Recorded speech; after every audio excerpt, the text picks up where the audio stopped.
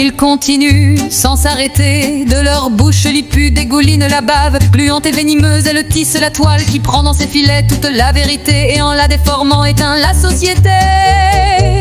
Ils ont depuis des siècles rêvé ce qui arrive sans pouvoir espérer ni même envisager qu'un jour ils obtiendraient une adhésion massive à leur thèse morbide tant de fois propagée sans pouvoir obtenir les effets escomptés.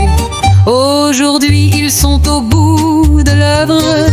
Ils ont tant essayé, tant tué, tant trahi, sans jamais de leur meurtre en obtenir le fruit.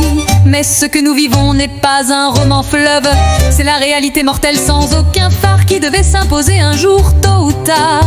Depuis des décennies dans leur loge secrète, réunis pour tisser cette nasse bien quiète qui a pour nom divertissement, ou bien encore numériquement, ou mieux, et qui résume tout.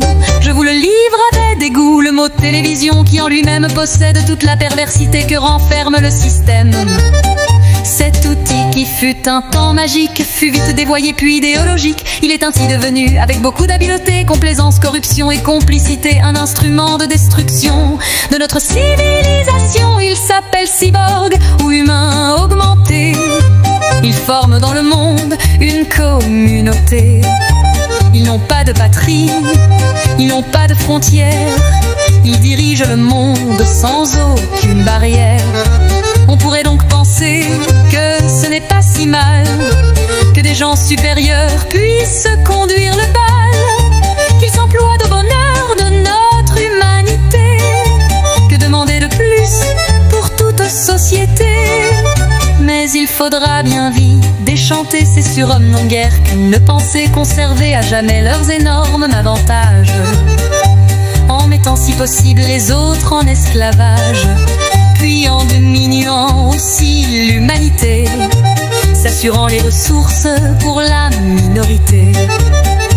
Ce projet est en passe d'être enfin conclu.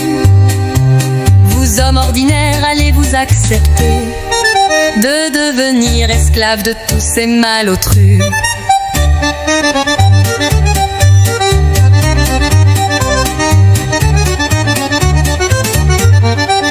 Petit homme de rien, en lorgni, astropi, du latin si dessus par ceux qui nous dirigent. Allez-vous pour toujours abandonner vos vies à ces êtres si gais que tous vous méprisent?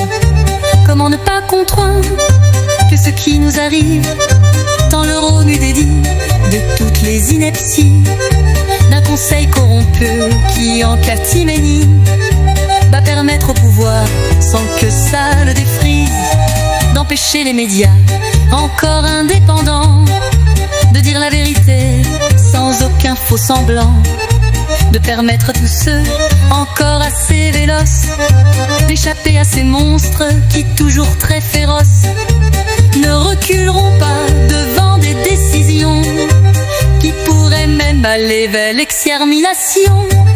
Je n'exagère pas, car ils peuvent le faire, ils l'ont bien commencé dans un autre émotion.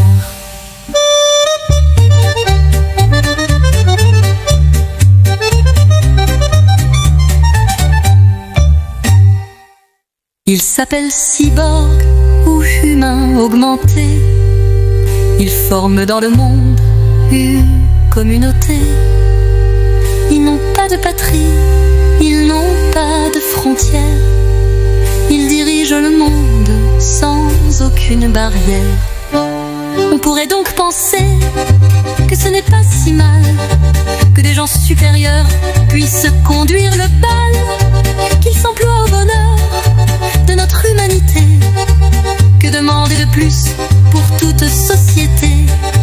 Mais il faudra bien vite déchanter ces surhommes non guère qu'une pensée conserver à jamais leurs énormes avantages, en mettant si possible les autres en esclavage, puis en diminuant aussi l'humanité, s'assurant les ressources pour la minorité. Ce projet est en passe d'être enfin conclu. Vous, hommes ordinaires, allez vous accepter de devenir esclaves de tous ces malotrus. Le temps est enfin venu de décider pour votre vie. Soit vous agissez promptement en refusant les décisions, d'une Europe des compromissions et décider enfin, sans plus d'hypocrisie, de redevenir libre, fier et souverain. Soit toujours enfermé dans votre ignorance, vous acceptez de vivre dans votre somnolence, pour rester à jamais tondu comme au vin.